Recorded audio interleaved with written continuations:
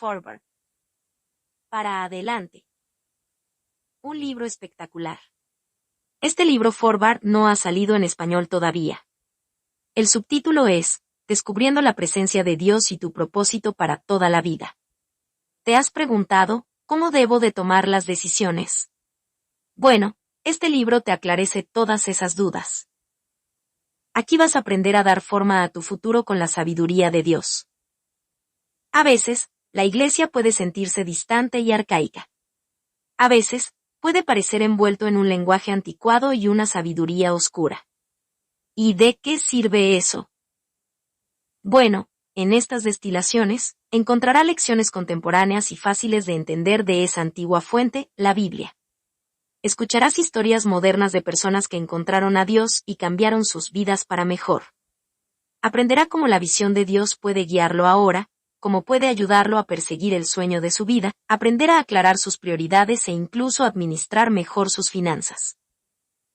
Lo más importante es que descubrirá cómo mantener el propósito de su vida a la vista.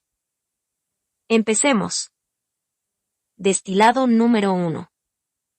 La Biblia nos enseña a aferrarnos a nuestros sueños. El rey David tuvo un gran sueño, construir un templo para el Señor en la cima del monte Meraíe de Jerusalén. Durante siglos, Israel había adorado en los restos andrajosos del tabernáculo, la elaborada tienda construida en la época de Moisés. Pero el rey David soñó con un lugar permanente para adorar a Dios.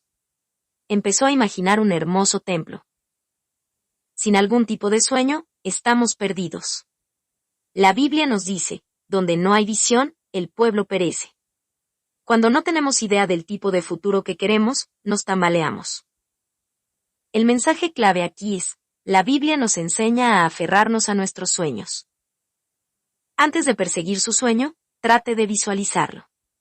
Tome un ejemplo concreto, sin un plano para una casa, no puede construir esa casa.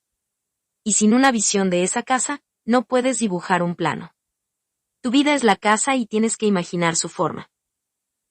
Piensa en un gran soñador moderno como Steve Jobs. Podía imaginar lo que la gente necesitaba y luego construir la tecnología para enriquecer sus vidas. Podía ver lo que no estaba allí y lo que debería estar allí. El rey David pudo imaginar el templo en el monte Meraíe de la misma manera. No era algo abstracto, este templo.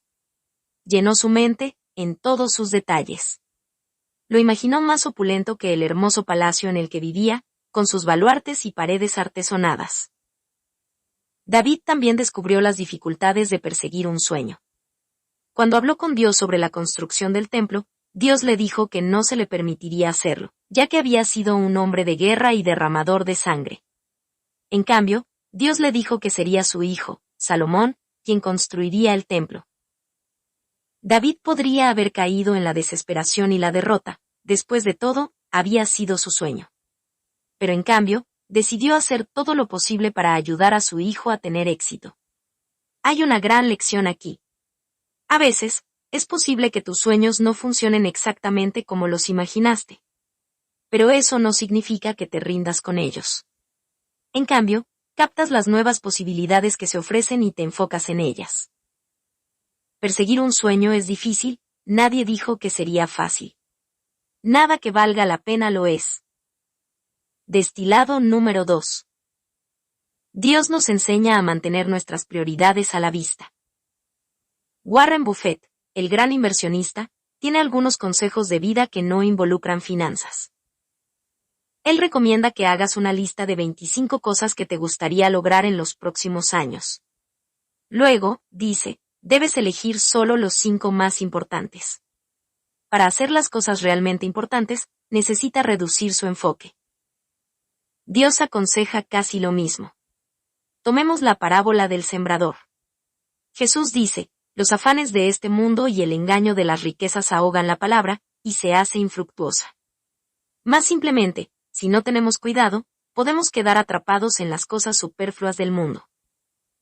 Para contrarrestar esto, necesitamos tener nuestras prioridades correctas. El mensaje clave aquí es, Dios nos enseña a mantener nuestras prioridades a la vista.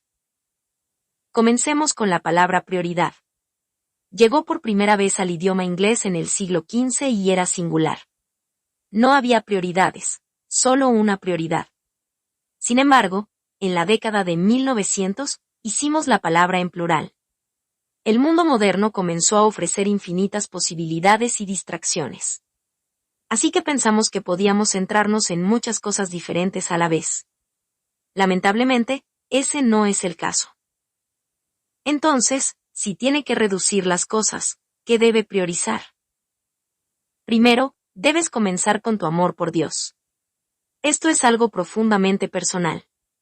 Sin embargo, en los términos más amplios, significa nutrir y hacer crecer tu amor por Él, en lugar de descuidarlo y dejar que el trabajo, el juego o la tecnología se interpongan en el camino. En segundo lugar, como dijo Jesús, amarás a tu prójimo como a ti mismo, debes amar a los demás. El autor ha nutrido este lado de sí mismo. De hecho, durante la pandemia de coronavirus, su congregación comenzó a proporcionar alimentos a las personas de la comunidad. Cada semana, su iglesia distribuía más de 50,000 libras de alimentos. Tercero, necesitas aprender a amarte a ti mismo. Recuerda, cuando Jesús dice, amarás a tu prójimo como a ti mismo, eso incluye una instrucción de amarte a ti mismo. Si no puedes amarte a ti mismo, entonces no podrás amar a nadie más. Si está demasiado irritable y deprimido, no podrá animar a los demás. Y si no cuidas tu cuerpo, no tendrás fuerzas para cumplir la voluntad de Dios. Para avanzar y abrazar estas prioridades, también necesita el coraje de decir no a las distracciones en su vida. Puede ser difícil decir que no, especialmente a amigos y familiares, pero una vez que hayas aprendido a hacerlo con gracia, estarás eternamente agradecido. Destilado número 3. Hay una cosa que debes hacer por encima de todas las demás. Uno de los grandes maestros de la Biblia es el apóstol Pablo. Más adelante en su vida, su único enfoque se convirtió en una conexión espiritual más profunda con Dios. Por sus esfuerzos, fue golpeado y abusado, pero siguió adelante, concentrado en esta única cosa. Escribiendo a unos amigos en la antigua ciudad de Filipos, dijo, una cosa hago, olvidarme de las cosas que quedan atrás y extenderme a las cosas que están delante. Aquí hay una lección vital para todos nosotros. El mensaje clave aquí es, hay una cosa que debes hacer por encima de todas las demás. Cuando el gran tenor Luciano Pavarotti era joven, no estaba seguro de su camino en la vida. Al crecer en una familia pobre después de la Segunda Guerra Mundial, una carrera como cantante fue una elección arriesgada. Estaba atrapado entre perseguir su sueño y buscar seguridad como maestro. Le pidió a su padre algunos consejos sobre qué hacer. Su padre dijo algo que nunca olvidaría, Luciano, si intentas sentarte en 2 sillas, te caerás entre ellas. De por vida, debes elegir una silla. El resto, como sabemos, es historia. Pavarotti se centró únicamente en el canto y se hizo mundialmente famoso. Su última actuación, en los Juegos Olímpicos de Invierno de 2006, fue vista por millones. Al igual que Pavarotti, debe elegir su única silla, lo único que sabe hacer mejor. Algo que te ayudará a hacer esto es no enfocarte en el pasado. Al igual que el apóstol Pablo, debes concentrarte en lo que te espera. Si te fijas demasiado en lo que hay detrás, es probable que tropieces y te caigas. Tomemos como ejemplo a Roger Bannister y John Landy, quienes fueron los corredores más rápidos de 1 milla en la década de 1950. En 1954, compitieron en los Juegos del Imperio Británico en Vancouver. Landy tomó una ventaja temprana contra Bannister. Pero luego, con solo unas yardas por recorrer, cometió un error fatal. Miró hacia atrás para ver dónde estaba su rival. Bannister pasó a su lado y ganó la carrera. Debes ir más allá de tus éxitos y errores pasados. El apóstol Pablo había llevado una vida llena de texturas, con momentos tanto grandiosos como terribles. Había fundado muchas de las iglesias en Asia Menor, pero también había perseguido a los cristianos. Sin embargo, aclaró ese complicado pasado de su mente y se centró en el presente. Hizo su única cosa lo mejor que pudo. Una sabia elección. Destilado número 4. La Biblia nos enseña a tomar riesgos. ¿Alguna vez has intentado algo grande que te llenó de temor? Tal vez eso fue montar un negocio por su cuenta, escribir una novela o mudarse a un lugar lejano. Después de tomar ese riesgo, probablemente te sentiste mejor contigo mismo, incluso si no resultó exactamente como esperabas. Sin correr riesgos, nos estancamos. Nos quedamos estancados, dejamos de crecer como personas. La Biblia entiende esto. Piense en todas las personas de las Escrituras que sabían que el riesgo era fundamental para lograr sus sueños. Moisés corrió un gran riesgo cuando regresó a Egipto para enfrentarse al faraón. Lo mismo hizo David, cuando se enfrentó al temible Goliat. Luego está Pedro el apóstol, quien salió de su bote de pesca para caminar sobre el agua hacia Cristo. El mensaje clave aquí es, la Biblia nos enseña a tomar riesgos. Para avanzar y crecer, es necesario tomar riesgos. La Escritura dice, porque no nos ha dado Dios espíritu de temor y timidez, sino de poder, de amor y de dominio propio. La actriz Geena Davis lo supo cuando, a los 41 años, se obsesionó con el tiro con arco. 41 es muy tarde para dedicarse a un deporte profesional, pero lo hizo de todos modos. Contrató un entrenador y se lanzó a ello. 2 años y medio más tarde, llegó a las semifinales por un lugar en el equipo de tiro con arco olímpico de Estados Unidos, pero se lo perdió por poco. Más tarde dijo, si no arriesgas nada, lo arriesgas todo. Este tipo de exuberancia puede llevarte a cosas más grandes. La psicóloga Kay Redfield Jamesen cree que esta toma de riesgos puede llevarnos a lugares a los que de otro modo no iríamos, a grandes hazañas de exploración, atletismo e imaginación. Y una vez que nos hemos arriesgado con éxito, buscamos hacerlo de nuevo. Nos esforzamos por llegar más lejos que la primera vez. Pero, como dice el autor, estamos aún más entusiasmados con el futuro cuando tenemos a Dios en nuestro corazón. Asumimos riesgos con más confianza, hambrientos de ver lo que Dios tiene reservado para nosotros.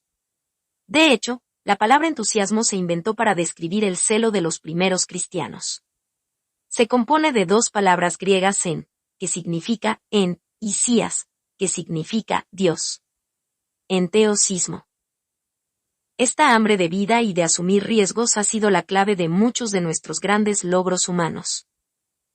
Destilado número 5. Para aferrarse a un propósito en la vida, mire hacia afuera. Es una historia familiar, una estrella de cine o un cantante famoso lo tiene todo. Viven en una gran mansión, tienen riquezas infinitas y todos sus caprichos son atendidos. Por fuera, todo parece perfecto. Pero si tuvieras que vivir un día en sus zapatos, verías que pueden llevar un profundo vacío. La verdad es que no necesitas ser una estrella de cine o un cantante famoso para sentirte así. Le puede pasar a cualquiera. En un momento, estás lleno de entusiasmo por la vida, al siguiente, todo ha sido extraído de ti. Has perdido tu propósito. El mensaje clave aquí es, para aferrarse al propósito de la vida, mire hacia afuera. Fama, dinero, orgullo por nuestros logros. A menudo descubrimos que ninguna de estas cosas es suficiente para sentirnos verdaderamente felices. Entonces, ¿cómo encontramos el propósito? En realidad es bastante simple. Necesitas voltear hacia afuera. La única verdadera satisfacción, el único verdadero propósito de conducción, viene cuando toca la vida de los demás. Voy a repetir esto, la única verdadera satisfacción, el único verdadero propósito de conducción, viene cuando toca la vida de los demás. Para hacer esto, debes aceptar la voluntad de Dios, quien ha planeado esto para ti desde el principio. Considere la historia de Manny Pacquiao, uno de los mejores boxeadores profesionales de todos los tiempos. Cuanto más aumentaba su fama, más hedonista se volvía. Apostó y festejaba y apostaba. Muy pronto, comenzó a sentir un profundo vacío. Era fabulosamente rico, podía hacer lo que quisiera. Pero por dentro, se estaba desmoronando. Una noche, mientras caminaba por un bosque, a Pacquiao le invadió la sensación de que todo andaba mal en su vida. Cayó de rodillas y clamó a Dios por ayuda. No mucho después, comenzó a cambiar. Se sintió inundado con un nuevo propósito. Se involucró en el gobierno y ahora sirve en el Senado Nacional filipino. A medida que el coronavirus se extendió por su país, donó cientos de miles de máscaras a los más vulnerables, junto con 5 autobuses para llevar a los trabajadores de la salud por Manila. Como descubrió Manny Pacquiao, no puedes encontrar un propósito en tu vida enfocándote únicamente en ti mismo. Necesitas ponerte en las manos de Dios, para que Él pueda usarte para bien. La verdad es que no hay otra fuente genuina de propósito. Cuando te enfocas solo en ti mismo, terminarás sintiéndote vacío e inútil. Destilado número 6. Necesitas invertir en tus bienes terrenales y eternos. Cuando piensas en Dios, la palabra inversión probablemente no te viene a la mente. Las finanzas y la fe no parecen ser compañeros de cama naturales. Es cierto que el dinero no puede comprar la salvación espiritual, pero la idea de inversión no es ajena a la Biblia. De hecho, la Biblia nos anima a invertir en esta vida y en la próxima. El mensaje clave aquí es: necesitas invertir en tus bienes terrenales y eternos. Primero, debe cuidar sus bienes terrenales, es decir, sus finanzas. Según las enseñanzas de la Biblia, todo lo que tienes pertenece a Jesucristo, y Él te ha encomendado que lo cuides con prudencia. La Biblia ofrece consejos para ayudarnos a hacer precisamente eso. Tome Proverbios 13:11, que dice: el que junta dinero poco a poco lo hace crecer. O Proverbios 27:23 que nos aconseja: asegúrate de conocer el estado de tus rebaños, presta atención a tus manadas. Si bien la mayoría de nosotros no cuidamos rebaños de ovejas hoy en día, la Biblia nos dice que seamos responsables con los recursos que Dios nos ha dado. Eso significa evitar el gasto excesivo y la deuda, mientras se ahorra e invierte con prudencia. Pero no importa que también administres tus finanzas en la tierra, es solo una inversión a corto plazo. No puedes llevarte tu cartera de acciones cuando dejes esta vida. Entonces, ¿qué significa invertir para la próxima vida? Según el autor, esto implica invertir en la palabra de Dios. Es decir, lee la Biblia regularmente. Si te sientas con una Biblia durante solo 5 minutos al día, podrás extraer lecciones enriquecedoras. Mejor aún, toma un lápiz y subraya las partes que te llamen la atención. En lugar de pasar todas esas horas vagando por las redes sociales, haga esta inversión espiritual para esta vida y más allá. Otra forma de invertir en la palabra de Dios es difundiéndola. Al compartir las Escrituras, nunca se sabe el efecto que podría tener. Podría iniciar una gran reacción en cadena, trayendo a muchos otros a Dios. También debes invertir en la obra de Dios en la tierra. Esto significa, muy simplemente, hacer obras buenas y caritativas. Podría ser voluntario en un banco de alimentos, convertirte en un entrenador de primeros auxilios o asesorar a las personas sobre cómo presentar sus declaraciones de impuestos. Finalmente, hay un lugar donde puedes dedicarte completamente a Dios, tu iglesia local. Allí encontrarás a muchos otros invirtiendo en la palabra de Dios y sus obras, para esta vida y la próxima. Conclusión. El mensaje clave de estos destilados. La Biblia nos enseña a aferrarnos a nuestros sueños y seguir adelante cuando parecen imposibles. También nos enseña a tener en cuenta nuestras prioridades, a despojarnos de todas las cosas superfluas para que podamos concentrarnos en lo que importa. Y lo más importante es aprender de la sabiduría de Dios y hacer obras buenas y caritativas en el aquí y ahora. Finalmente, la Biblia nos muestra que debemos invertir nuestros recursos y tiempos sabiamente, para esta vida y la próxima. Consejo práctico. Mientras Dios te tenga en la tierra, nunca es demasiado tarde para comenzar algo. ¿Quieres escribir un guión pero crees que es demasiado tarde para ti? Basta ya. Empieza mañana. Eso vale para cualquier cosa: aprender astrofísica, aprender japonés por tu cuenta o convertirte en un experto en aves silvestres. En estas destilaciones, descubriste cómo Dios puede mejorar tu vida. La Biblia nos dice que nos aferremos a nuestros sueños y mantengamos el propósito de nuestra vida a la vista. Pero, ¿qué pasa si tu propósito se ve oscurecido por pensamientos negativos y dudas? Bueno, la Biblia está a la mano para ayudar con ese mismo problema. Gracias por escuchar Destilando Libros, espero que te haya gustado este resumen. Hasta la próxima.